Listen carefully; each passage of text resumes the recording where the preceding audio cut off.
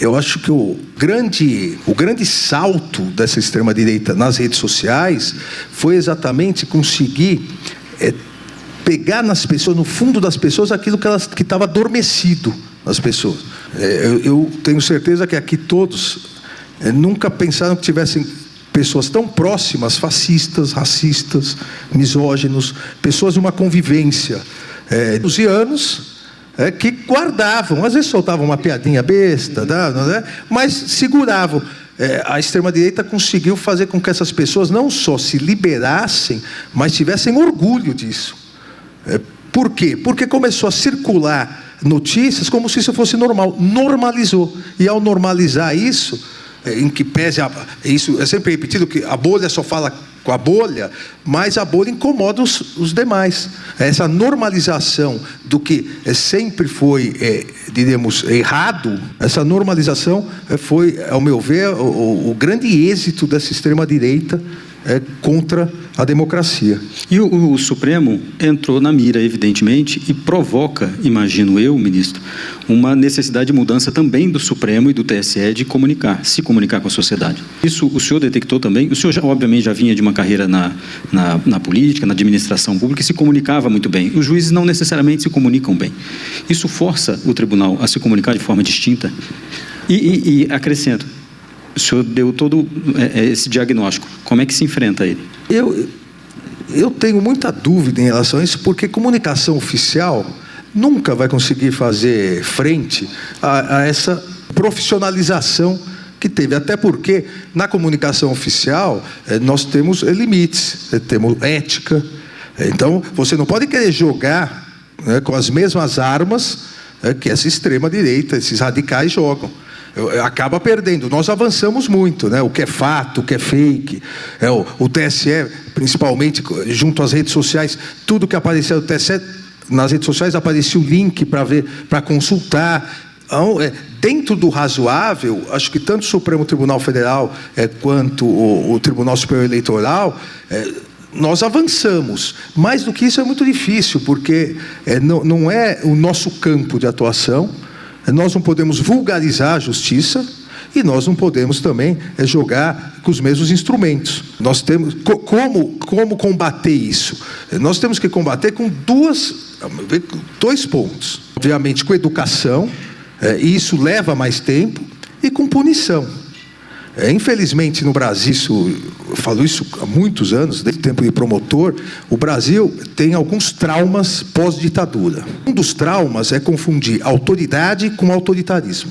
É um trauma brasileiro, que agora, em virtude de tudo que ocorreu, está começando a melhorar. Mas o Brasil tem esse trauma, e esse trauma de confundir autoridade com autoritarismo, ele se refletiu na questão da insegurança pública brasileira, independentemente dos governos de direita, de esquerda, de centro. O governo federal nunca quis se meter em questão de segurança, porque ao investir nisso, eu falo, olha, é um governo autoritário. Polícia ficou como questão autoritária. E o Brasil foi seguindo nisso. Você pega a Inglaterra, país que não tem esse trauma, não tem esse problema. A Inglaterra não importa se é o partido conservador ou trabalhista, a segurança pública é lidada da mesma forma. Estados Unidos, se são democratas ou republicanos, da mesma forma. O Brasil ficou com isso. E a partir disso, todos os problemas brasileiros falam, não, isso se resolve com educação. É verdade, mas não é só com educação. Se alguém aqui infartar, alguém aqui fala que está uma porcaria, quer levantar, só que aí eu olho feio, a pessoa infarta, porque acham que eu sou mal, né? Então a pessoa infarta. Daí eu pergunto, tem algum... O médico vai lá e começa para a pessoa está estribuchando, vai para a pessoa e fala, você não devia ter comido carne vermelha, você deveria correr, você deveria ter emagrecido, você não pode beber, não pode fumar. Vai adiantar alguma coisa? A pessoa vai morrer. Tem que resolver o problema e educar. São coisas paralelas. O Brasil abandonou de forma efetiva essa questão de aplicar a lei rapidamente, aplicar a punição rapidamente. Basta ver, e eu repito sempre isso, o que as redes sociais se tornaram, uma terra sem lei. E no momento em que se pretendeu regulamentar isso, atos criminosos fizeram para jogar a população contra os parlamentares. A educação vai resolver? Vai resolver a médio e longo prazo. Parte da educação, não só atual, mas das futuras gerações, parte da educação é mostrar que tudo que você faz tem uma responsabilização. Que você tem liberdade com responsabilidade. Senão nós não vamos conseguir avançar. Nenhum país do mundo civilizado chegou ao primeiro mundo sem garantir liberdade com responsabilidade. Então, esse binômio que eu acho que nós temos que ter. Temos que investir na educação, inclusive em relação às redes sociais, mas mostrar que quem exceder a sua liberdade com atos criminosos é rapidamente punido. Tem legislação suficiente, o senhor acha, já para essas punições? E o senhor levou, obviamente, insumos para o Congresso Nacional sobre um projeto para regulamentar isso. O que o senhor acha que é base para uma responsabilidade mantendo liberdade de expressão e de informação? Olha, eu vou ser muito sincero, eu acho que com o arcabouço jurídico hoje, interpretando a necessidade, não precisa de mais nada. Até porque, se o judiciário passar a entender que as Big Techs são empresas de mídia, basta aplicar essa responsabilização. Porque é a política do avestruz, né? Achar que as Big Techs são empresas de tecnologia. São as maiores empresas de mídia do planeta. As que mais faturam com mídia no planeta. Obviamente, o ideal, até por ser novidade, é uma regulamentação que eu defendi sempre minimalista. Eu entendo que com 5, 6 artigos você resolve momentaneamente, não resolve o problema, mas você resolve a questão de responsabilização. Daqui a um ano você vê o que falta e vai regulamentando. A hora que se pretendeu regulamentar tudo ao mesmo tempo, você conseguiu arestas em todos os espaços, não só das Big Techs, mas outros espaços. Mas me parece, e o TSE deu mostras disso, que é possível. Quando eu assumi o TSE, as decisões judiciais colocavam que as Big Techs tinham que tirar em 48 horas as publicações ofensivas, criminosas. 48 horas. Eles riam. Até porque 48 horas já é notícia velha em rede social. Eu fiz a reunião, falei que iam tirar em 2 horas. E 48 horas antes da eleição, em 1 hora. Eles disseram que era impossível. Eu disse que era possível, sem conhecer muito de tecnologia, mas eu sei que com um aperto de botão e com R$100 mil por hora de multa, tudo é possível. No dia da eleição, eles estavam tirando em 15 minutos. Dava a decisão administrativa, 15 minutos eles tiravam. Ou seja, claro que é possível. É má vontade, é comodismo. É muito dinheiro envolvido. Como é possível impedir pornografia infantil, pedofilia e questão de direitos autorais? Isso todas as Big Techs evitam. Eu perguntei nas reuniões para todos, eles disseram mais ou menos 92, 93% não tem um clique. Os outros 7%, se a gente ficar na dúvida, vai porque é tudo inteligência artificial. Os outros 7, 8% vai para uma equipe que analisa e aí resolve isso. Ele já tem um mecanismo. É só incluir, que é uma das minhas propostas ao Congresso, é só incluir outras questões. Incluir os tipos penais que a nova lei previu, atentar contra a democracia, e com inteligência artificial você vai tirando. É má vontade. Então, se é má vontade, tem que ser regulamentado. Se não for regulamentado, assim, faz parte da democracia. Se não houver regulamentação, você tem que adaptar a interpretação, a legislação que existe. Como o Supremo Tribunal Federal vai julgar a questão, se já foi marcado, foi adiado, mas vai julgar e vai analisar o artigo 19. Sempre é bom uma regulamentação, até porque uma regulamentação dá base para novas interpretações. Mas se não houver isso, o judiciário instigado, provocado, ele tem que solucionar. Nós não temos no Brasil non-liquid, não decido. Tem que decidir, e vai decidir. Queria voltar para a formação do Supremo, porque essa máquina pública, no fim das contas, é gerenciada por ministros que têm suas posições, suas personalidades, são indicadas por presidentes que também fazem essas escolhas por razões diferentes.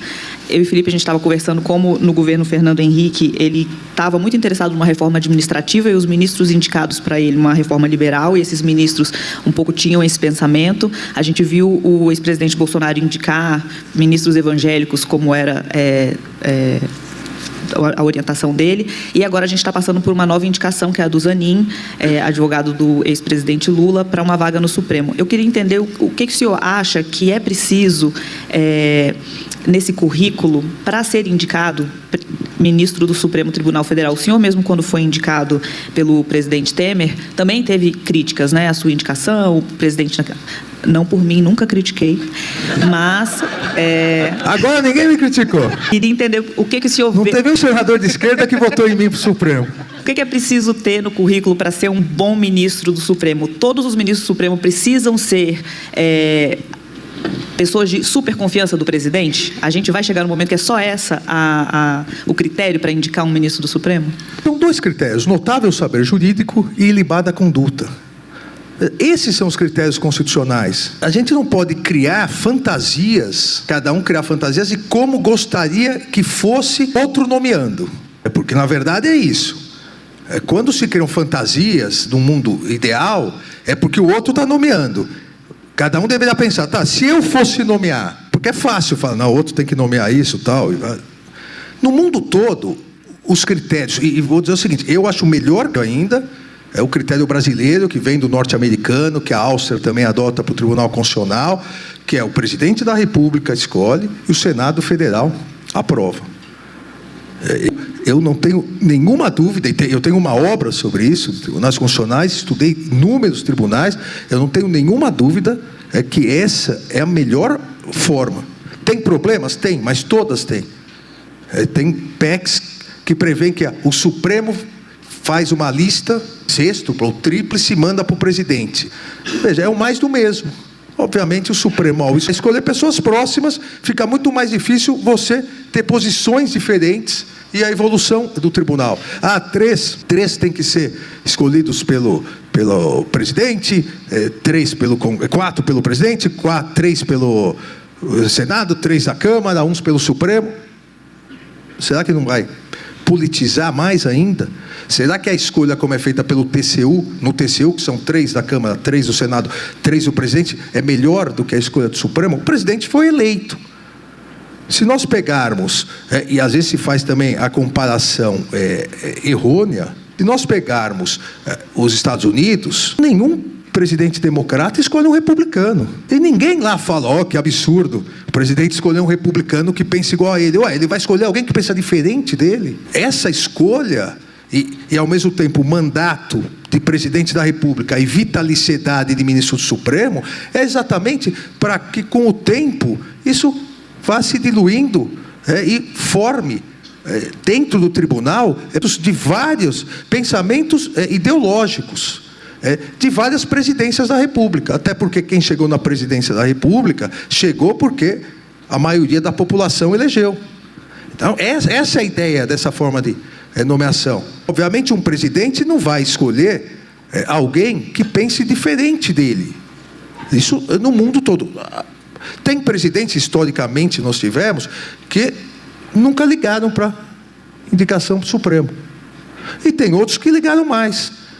Hoje, pela realidade que é o Supremo Tribunal Federal no Brasil, então isso já não se coloca mais. Hoje a escolha se dá como nos Estados Unidos.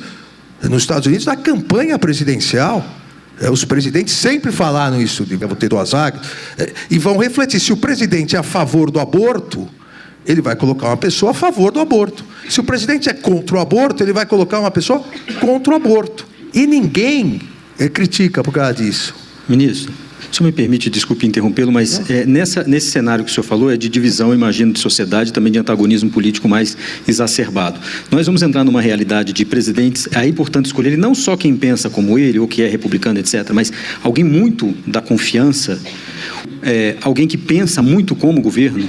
Isso, o Supremo vai passar a ser também, como nos Estados Unidos, um espaço de ocupação de poder também político? Mas porque, você acha que na República toda não foi assim? Que os desde o início da República, escolhiam, sorteavam alguém? Óbvio que não. O senhor mesmo mencionou que teve presidente, e teve recente, acho que o presidente Lula, no primeiro mandato, segundo mandato, por exemplo, ele não ocupou as vagas e não indicou pensando nisso, de fato. Na verdade, quando eu falei isso, eu lembrava do presidente Figueiredo, que não deu a mínima bola para o Supremo Tribunal Federal. Mas qual é a ideia dessa forma de nomeação? Porque nós não podemos fulanizar. Qual a ideia da forma de nomeação? O presidente que foi eleito pela maioria da população, ele vai colocar alguém, e o Senado tem que aprovar, vai colocar alguém que defenda os mesmos valores dele. Valores ideológicos, valores na economia, para que aquele momento de poder dele, pelo menos as ideias básicas, se perpetuem. Essa é a regra constitucional. Isso foi em que 1787, a Constituição americana colocou e o Brasil repetiu desde a Constituição de 1891. Essa é a ideia. Não é fazer um favor pessoal, não é fazer um favor familiar, mas é que as pessoas pensem semelhantes. Um presidente de direita não vai colocar, em tese, um ministro de esquerda. E vice-versa, mas pode até colocar se outros valores ele entender que aquela pessoa tenha. E aí até eu adianto que é uma crítica também equivocada que se faz ao Senado Federal brasileiro. Faz essa crítica, e quem faz é porque, com todo respeito aqui, não entende como funcionam as coisas. O Senado nunca recusou. Lá, só o Marechal Floriano, que indicou 5 e depois não foram referendados, é verdade. O Senado americano é que esse que é o bom, né? Nossa, são questões diversas. Por que o Senado não recusa? Porque o presidente, ele não indica quem ele sabe que o Senado vai recusar. A dinâmica brasileira é essa. Eu não vou citar nomes aqui, mas ao longo desses quase 35 anos da Constituição, nós tivemos pelo menos 3 nomes que presidentes queriam indicar e sabiam que não iam passar no Senado, ele nem indica. Ele vai consultando. É só vocês procurarem no Google. Vocês vão ver. Os nomes saem, a oposição fala que não, o Senado naquele momento está forte de oposição. O presidente recua para não ter que indicar e tirar a indicação. É uma outra dinâmica. Até porque a dinâmica no Brasil é muito mais difícil no Senado do que a dinâmica norte-americana, onde há 2 só. São 2 partidos. E colocou a questão, foi lembrado agora que o George W. Bush indicou a advogada dele, retirou. Quem acompanha sabe que ela não foi retirada porque tinha sido advogada dele. Sabe? Isso aí tudo bem, fica bacana falar, lá nos Estados Unidos, é muito lindo. Não foi nada disso. Ela foi retirada porque a ala radical do Partido Republicano não gostava dela. A ala radical ia apoiar os democratas, iam derrubar a indicação dela. Não tinha nada com a questão de ter sido advogada, até porque outros juízes da Suprema Corte já tinham advogado para presidentes. Outros juízes já tinham sido assessores. Foi a questão de que, nos assuntos essenciais para a ala mais radical do Partido Republicano, ela tinha, inclusive, escritos contrários a isso.